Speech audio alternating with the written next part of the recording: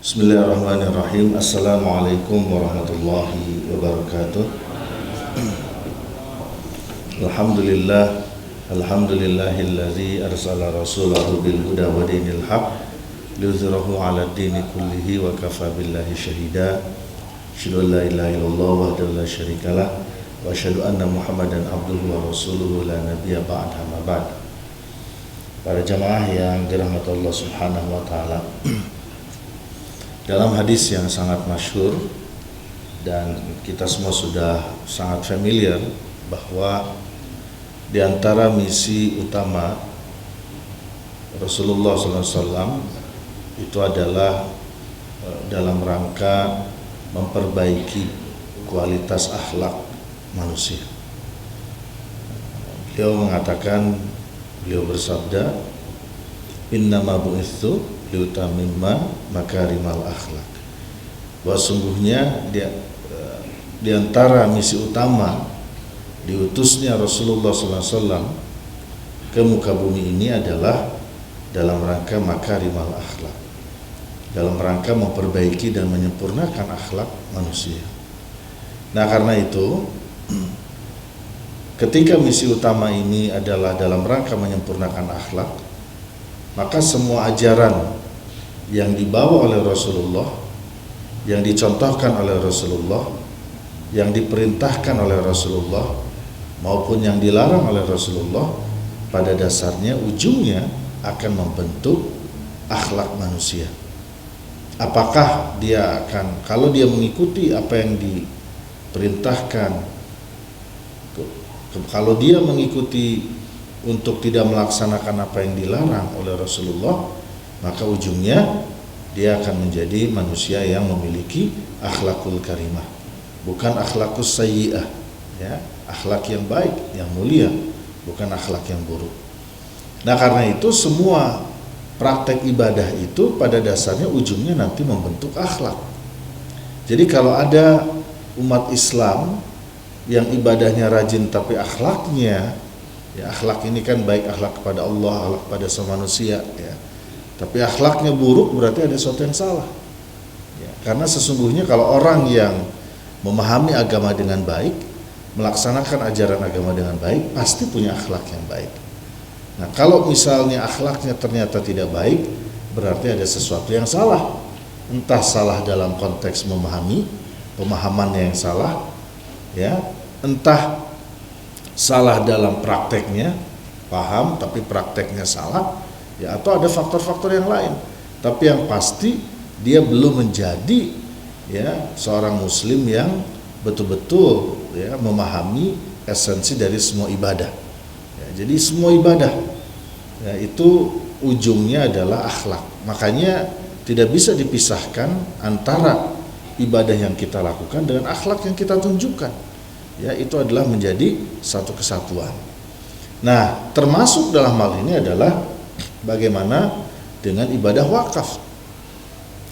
Karena ibadah wakaf itu adalah ibadah yang sangat luar biasa, ya, dan ini adalah puncak berbagi, ya, tetapi nanti ujungnya adalah dalam rangka membentuk akhlak, melahirkan akhlak kepribadian, ya, yang karimah, bukan yang sayyi'ah, bukan yang mazmumah, ya. Jadi seperti itu. Makanya gerakan wakaf itu juga pada dasarnya gerakan untuk memperbaiki akhlak, ya, memperbaiki perilaku, memperbaiki cara pandang manusia, ya, memperbaiki bagaimana seharusnya kita memperlakukan harta.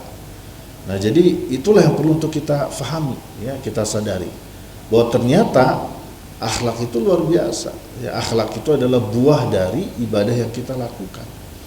Nah, jadi karena itu hadirin jamaah rahimakumullah, ya, mari terus kita perbaiki akhlak kita, ya, memperbaiki perilaku kita, ya, karena memang esensi dari ibadah itu adalah dalam rangka memperbaiki perilaku. Nah, apa saja yang ingin diperbaiki antara lain dengan ibadah wakaf itu, ya. Nah, yang ingin diperbaiki ini ada banyak hal, ya. Nah, kalau dari sisi ekonomi paling tidak ada 4 hal, ya, yang ingin diperbaiki minimal ini, ya. Sebenarnya bisa dibuat 10, 15, banyak, ya. Tapi minimal ada 4 hal, ya. Nah, yang pertama adalah ibadah wakaf ini adalah ibadah yang mengajarkan kita untuk memiliki akhlak yang sangat penting di dalam mengembangkan kegiatan perekonomian, yaitu memiliki produktivitas yang tinggi. Nah, ini yang pertama ya. Jadi wakaf itu adalah ibadah yang mengajarkan kita untuk menjadi muslim yang produktif. Muslim yang produktif. Dan muslim yang produktif itu adalah diantara ciri ya utama akhlak yang diajarkan oleh ajaran Islam ya. Dan kalau kita melihat Rasulullah dan para sahabat ya, Rasulullah SAW dan para sahabat, mereka adalah orang-orang yang sangat produktif ya. Mereka adalah orang-orang yang sangat produktif, dan produktivitas itu tercermin dari ibadah dan dari aktivitas muamalahnya ya. Pagi, siang, hari ya, Rasulullah dan para sahabat itu ada di mana-mana, ada di pasar, ada di pemerintahan, ada di setiap pusat-pusat kegiatan keumatan, kemasyarakatan ya. Jadi sangat produktif. Malamnya itu mereka adalah hamba-hamba Allah yang luar biasa ibadahnya ya, luar biasa tahajudnya misalnya. Nah, jadi produktivitas itu adalah sangat penting. Nah, kenapa ibadah wakaf mengajarkan produktivitas? Karena tidak mungkin seseorang itu bisa berbagi kalau tidak produktif. Dan ternyata berbagi ini diberikan stimulus pahala yang sangat luar biasa ya, masuk ke dalam salah satu dari 3 amalan yang pahalanya tidak terputus. Yang artinya apa?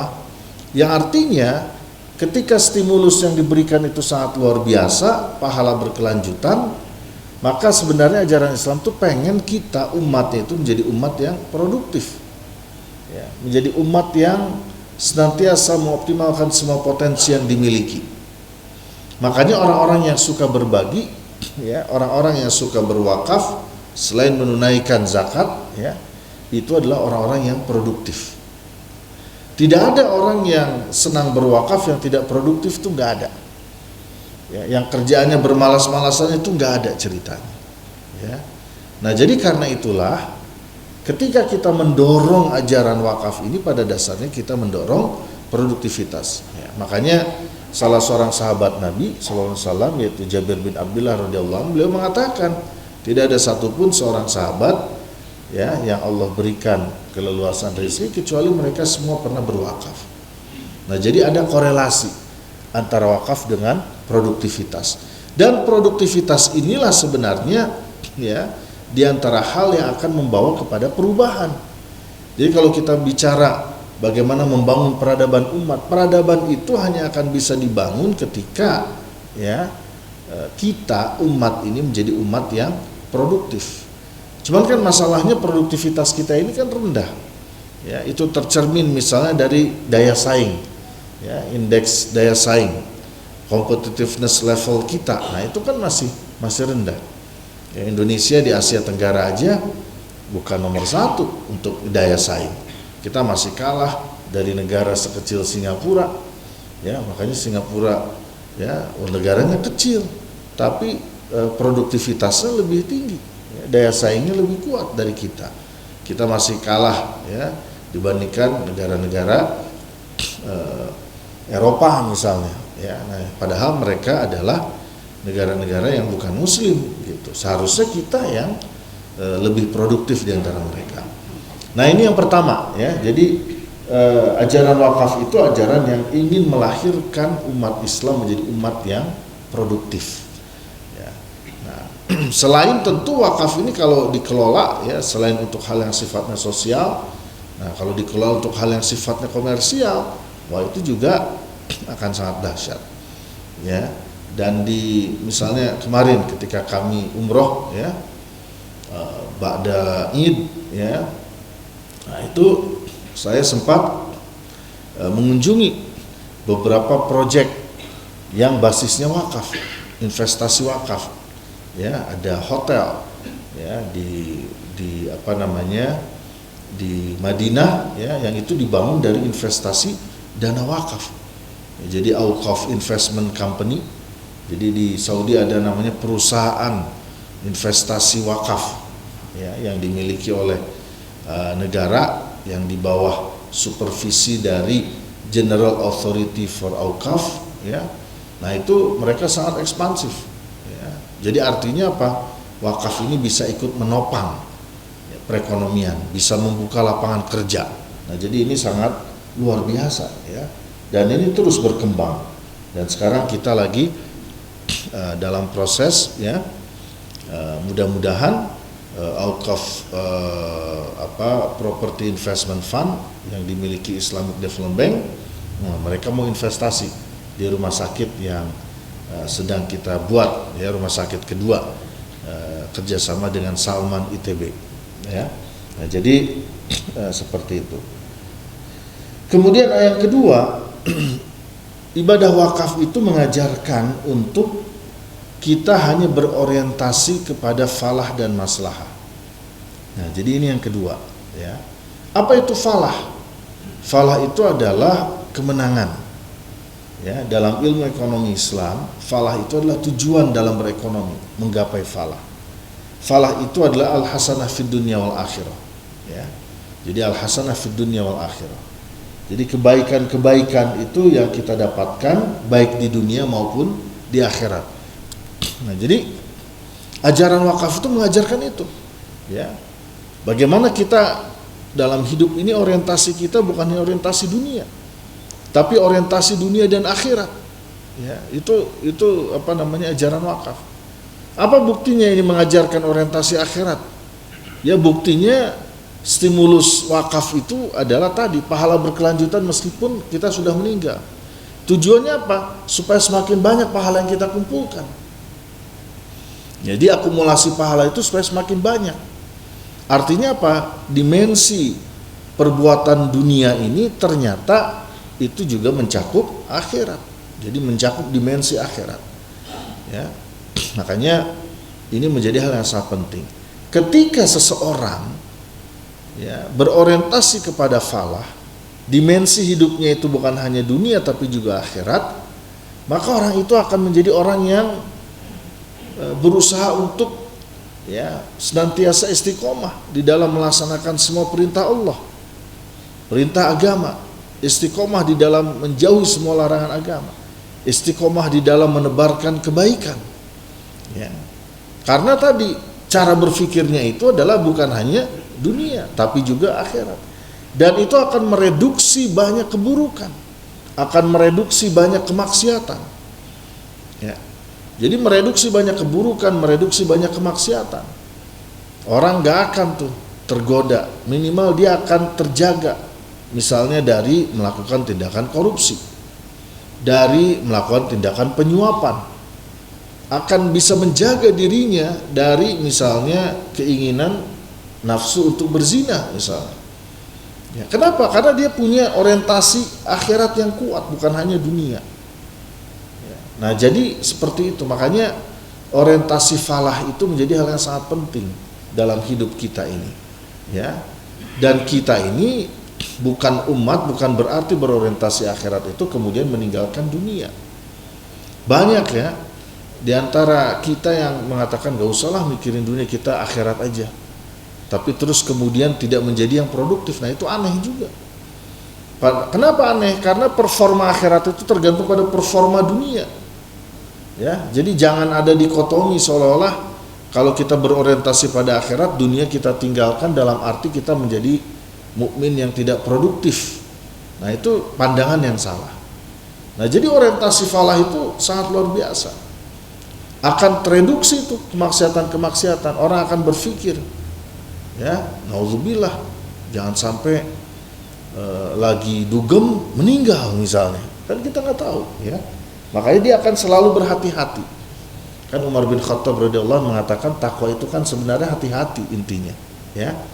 Ya, itu ibarat kita berjalan melewati jalan penuh dengan duri, penuh dengan jebakan. Nah, takwa itu adalah berhati-hati. Jangan sampai kita terkena jebakan itu. Ya, jangan sampai kita menginjak duri yang ujungnya adalah menyakiti diri kita sendiri. Nah, jadi seperti itu. Kemudian yang kedua berorientasi maslahah. Jadi falah dan maslahah ini dua konsep yang digabungkan. Apa itu maslahah? Dia akan berpikir senantiasa kebaikan dan kemaslahatan. Ketika misalnya dia mengatakan, ya, mengumandangkan bahwa LGBT misalnya nggak sesuai dengan ajaran agama, karena dia melihat ada bahaya kemadorotan, ya, ada bahaya mengancam peradaban kemanusiaan, itu bisa terancam.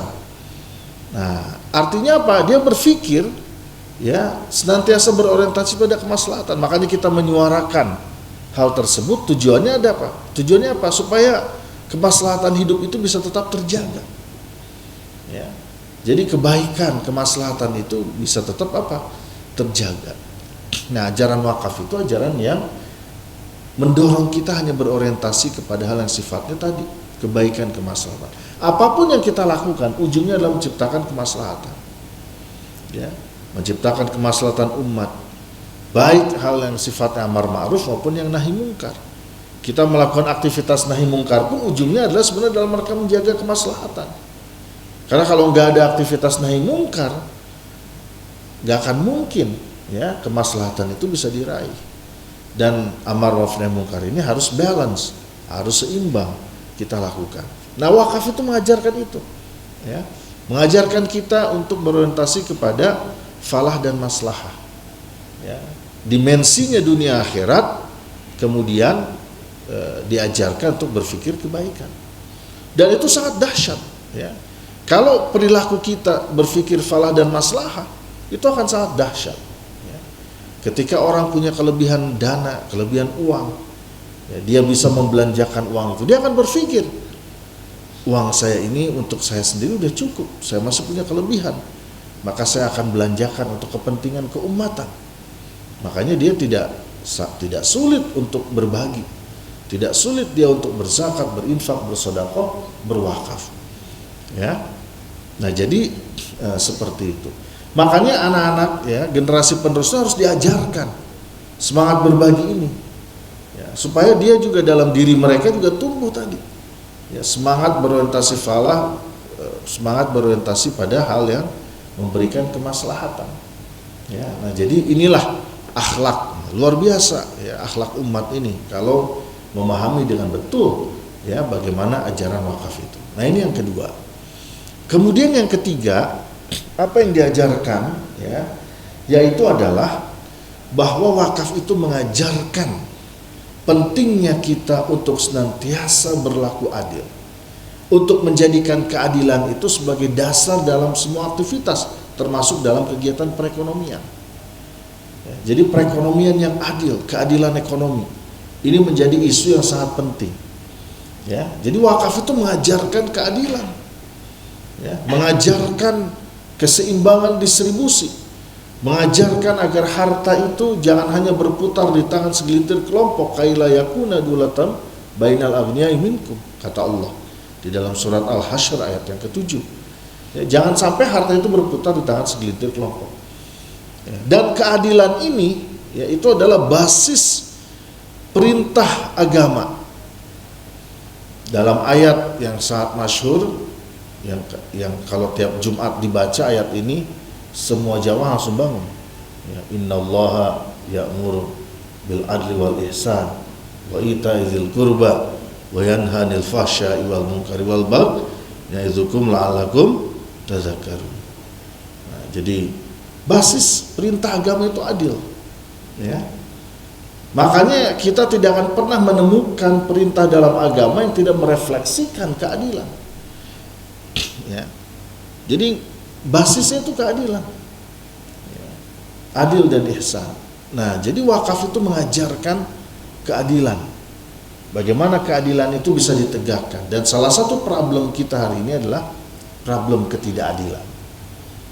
Ketika muncul ketidakadilan, maka ujungnya akan menimbulkan berbagai macam goncangan, musibah, bencana, malapetaka sosial, malapetaka ekonomi, ya, malapetaka krisis keuangan misalnya, ya. Bank Dunia dan IMF itu sudah mengingatkan bahwa kita sejengkal lagi dari krisis, walaupun mereka mengatakan katanya kecuali Indonesia aman. Tapi kita jangan senang dulu tahun 96 Bank Dunia bilang kita negara yang sangat luar biasa, ya, masuk macan Asia sangat stabil, sangat hebat. Nggak lama langsung terjadi krisis, ya, krisis yang dahsyat. Nah, kenapa? Saya melihat karena ini problem ketidakadilan. Ya. Ketidakadilan dalam banyak hal, ketidakadilan dalam konteks ekonomi. Nah, wakaf itu mengajarkan keadilan. Ya. Nah, jadi ini yang menjadi hal yang sangat penting. Wakaf itu mengajarkan keseimbangan distribusi, ya, supaya harta itu tadi, ya, manfaatnya bisa dirasakan. Ketika seseorang berpikir falah dan maslahah, maka dia berpikir bahwa apa yang dia miliki, apa yang Allah karuniakan kepadanya, bukan hanya dimanfaatkan untuk dirinya, tapi juga dimanfaatkan untuk orang lain. Itu kan cara berpikir yang luar biasa. Dan ketika cara berpikir itu kemudian menjadi bagian dari perilaku keseharian, ya, bahwa apa yang dia miliki tidak hanya dia nikmati, tapi juga bisa dinikmati oleh orang lain, ya, maka dia kemudian akan berpikir bagaimana caranya? Caranya dengan berbagi salah satunya, ya, dengan berwakaf, sehingga harta yang dia miliki itu bisa dinikmati oleh orang lain, dan bukan hanya orang lain yang masih hidup, orang lain yang belum lahir, ya, kan wakaf itu begitu, ya, salah satunya kan keabadiannya itu. Keabadian itu artinya apa? Yang menikmati itu bukan hanya generasi sekarang, tapi generasi yang mendatang. Ya, mudah-mudahan dengan izin Allah ini masjid bertahan sampai akhir kiamat, ya. Mudah-mudahan. Artinya apa? Sumbangsi kita hari ini ternyata manfaatnya itu dinikmati bukan hanya oleh generasi sekarang yang masih hidup, ya, tapi generasi yang akan lahir nantinya. Ya. Ya, mudah-mudahan aman terus, ya. Mudah-mudahan BCC tetap ada gitu. Ya, jangan sampai BCC nggak ada, hilang misalnya dari muka bumi, enggak, ya, insya Allah. Nah, kalau BCC masih tetap ada, artinya apa? Yang kita lakukan hari ini, berbaginya kita, itu bukan hanya dinikmati oleh generasi yang hidup sekarang, tapi generasi yang akan lahir. Bayangin, kita sudah berpikir ke sana, itu kan dahsyat. Ya, itu cara pikir yang luar biasa. Itu yang diajarkan oleh Islam. Mikirnya itu bukan cuma mikir sekarang masih hidup, ya, tapi juga kita, itu yang membedakan kita dengan binatang. Binatang kan mikirnya sekarang aja, ya, dia nggak berpikir untuk anak ayam yang baru akan lahir 3 tahun lagi misalnya, nggak ada pikiran-pikiran ke sana. Tapi Islam mengajarkan itu, kan itu dahsyat, itu akhlak yang luar biasa, ya, itu perilaku yang sangat luar biasa. Nah, makanya ini yang yang perlu untuk kita sama-sama pahami, ya. Dan yang terakhir, yang keempat, ya, bahwa ajaran wakaf itu mengajarkan satu hal, keyakinan kepada kita. Dengan berbagi ini kita nggak usah khawatir ekonomi nggak akan tumbuh. Dengan berbagi ini kita nggak usah khawatir jadi miskin, kira-kira gitu. Kenapa? Karena berbagi ini justru menjadi jalan untuk menumbuhkan ekonomi. Inilah yang disebut dengan growth through equity. Nah, ini yang diajarkan wakaf. Karena Allah tahu, ya, Rasulullah tahu tabiat manusia. Khawatir dia, ya, kalau duitnya berkurang gimana nih, kemiskinan menghadang, gimana nasib berikutnya. Ya, makanya untuk berbagi ini, ibadah berbagi itu ada jaminan, ya. Jadi kata Nabi, mana qasad shadaqatan min malin, gak akan berkurang harta yang disedekahkan, gak akan, insya Allah. Ini bagian dari keyakinan, ya, bagian dari keyakinan. Di dalam ayat-ayat Quran kalau udah bicara berbagi itu balasannya berlipat, ya. Karena apa? Karena karakteristik kita itu khawatir. Saya pegang uang untuk memenuhi kebutuhan. Takutnya kalau saya berbagi nggak bisa memenuhi kebutuhan. Begitu kira-kira. Ya. Makanya Allah dan Rasulnya itu memberikan jaminan-jaminan. Ya. Artinya apa? Untuk semakin meyakinkan kita bahwa dengan berbagi itu kita bisa tumbuh. Bahwa dengan berbagi itu kita bisa berkembang. Efeknya akan luar biasa, efek terhadap diri kita, terhadap keluarga, maupun efek secara umum terhadap masyarakat, terhadap bangsa dan negara. Nah, ini dahsyat, ini akhlak, ya. Bayangkan kalau setiap mukmin akhlaknya seperti itu, luar biasa. Ya. Dia punya keyakinan dengan berbagi ini akan tumbuh. Dengan berbagi, ya, insya Allah Allah akan berikan balasan. Yang penting jangan dipastiin.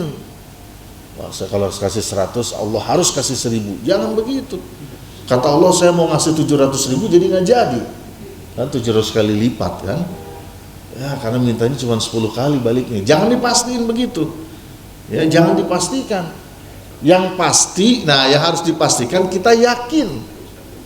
Ya, kita harus yakin bahwa Allah akan membalas. Ya. Allah akan apa? Akan membalas. Bisa 10 kali lipat, bisa 100 kali lipat, bisa 700 kali lipat, bisa dalam lipatan yang tidak terhingga. Ya. Dalam lipatan yang tidak terhingga. Tapi itu kita harus yakin. Jangan khawatir bangkrut, jangan khawatir miskin, ya, karena dengan sebab berbagi. Nah ini antitesa dari kapitalisme. Kalau kapitalisme itu yang diajarkan, kalau mau 7 turunan baik, capital accumulation, begitu. Terus aja, ya,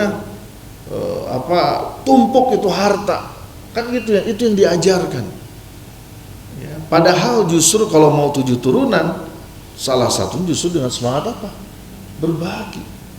Ya, kalau misalnya umat ini semangat berwakafnya tinggi, ya, berwakaf pada fasilitas publik, mewakafkan untuk pembangunan jalan, mewakafkan untuk hal-hal yang bisa mendorong penguatan ekonomi misalnya, ya, itu akan bukan hanya 7 turunan, 70 turunan selama negara ini ada. Ya, itu akan apa? Akan terus bisa dinikmati. Jadi ini yang harus kita yakini. Ya, makanya kalau kita berbagi, yakin aja sama Allah. Jangan ada keraguan. Ya, jadi jangan ada keraguan sedikit pun dalam diri kita bahwa kita akan sengsara nanti. Kenapa dia jatuh miskin? Terlalu sering berbagi. Nah, jangan begitu. Ya, dia jatuh miskin bukan karena sering berbagi, karena maksiat, sering maksiat. Jadi kalau ada orang yang kelihatannya rajin berbagi tapi terus jatuh, drop, boleh jadi kita nggak tahu dia sering maksiat. Berarti dia nggak memahami esensi berbagi. Dikiranya berbagi itu bisa membersihkan, ya, kemaksiatan dia. Ya bisa, tapi kita lihat dulu maksiatnya seperti apa. Kalau dia korupsi ya harus dibalikin dulu. Bukan berarti uang korupsi yang disedekahkan kemudian menjadi halal, ya, karena wakaf itu bukan money laundering. Ya, wakaf itu bukan money laundering. Mungkin dia banyak berzina misalnya, walaupun suka berbagi, ya itu akan menghapuskan. Ya, jadi akan menghapuskan itu adalah perilaku kemaksiatan. Makanya wakaf itu ikut membuat diri kita, ya, bisa lebih mengendalikan diri. Ya, kalau kita bisa mengendalikan terhadap harta, insya Allah kita bisa mengendalikan pada hal-hal yang lain. Nah, jadi ini kan efek yang sangat dahsyat. Makanya ajaran wakaf itu mengajarkan growth through equity. Artinya apa? Jangan khawatir, kita akan bisa tumbuh dan berkembang dengan sebab kita berbagi. Nah, jadi kira-kira begitu. Inilah di antara sebagian, ya, ajaran-ajaran wakaf yang kalau ini bisa dipraktekkan oleh umat ini, ya ini akan melahirkan efek yang sangat dahsyat. Dia akan mempengaruhi perilaku umat ini, ya. Dia akan meningkatkan kualitas akhlak kita sehingga kemudian ujungnya kita bisa kembali memimpin apa? Peradaban dunia, ya. Saya kira itu saja, ya, mungkin untuk kajian pagi ini.